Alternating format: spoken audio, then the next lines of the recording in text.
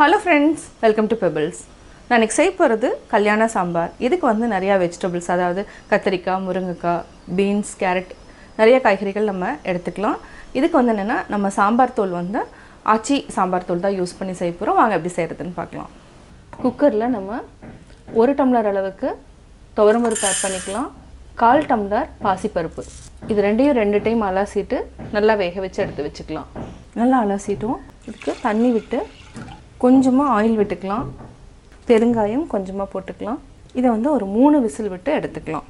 பருப்பு நம்ம வேக வச்சிட்டோம். அடுத்து நம்ம தாளிச்சுக்கலாம். கல்யாண சாம்பாருக்கு தேவையான காய்கறிகள் என்னன்னா 1 முருங்கைக்காய் எடுத்துக்கலாம், 1 கேரட், கொத்தவரங்காய் 5, 1 கீத்தளவுக்கு நம்ம மஞ்சள் பூசணி, ஒரு 5 பீன்ஸ் எடுத்துக்கலாம், 2 கத்திரிக்காய். இந்த காய்கறிகளை வச்சு தான் நம்ம சாம்பார் செய்ய போறோம். ஒரு பாத்திரத்துல எண்ணெய் விட்டுக்கலாம். எண்ணெய் காஞ்சதுக்கு அப்புறம் கடுகு 1/2 டீஸ்பூன், கறிவேப்பிலை. இதுக்கு வந்து நம்ம ஒரு 20 வெங்காயத்தை அளவுக்கு எடுத்துக்கலாம். அப்படியே முழுசா போட்டுடலாம். ஒரு தக்காளி எடுத்துக்கலாம். எல்லா காயும் நம்ம போட்டுக்கலாம். நல்லா மிக்ஸ் பண்ணி விடுங்க. தேவையான அளவு உப்பு போட்டுக்கலாம். மூடி வச்சுக்கலாம். புளியை நல்லா கரைச்சிக்கலாம்.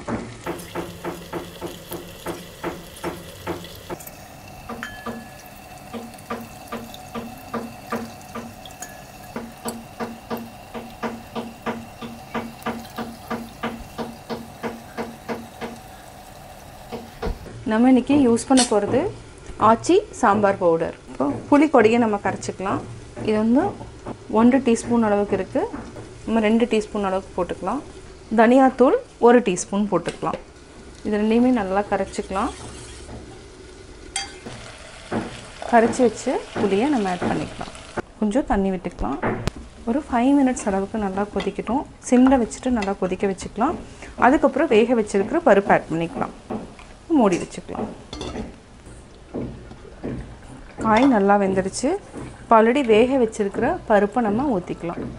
தேவையான அளவு தண்ணி ஊற்றிக்கலாம். நல்லா மிக்ஸ் பண்ணி விடுங்க.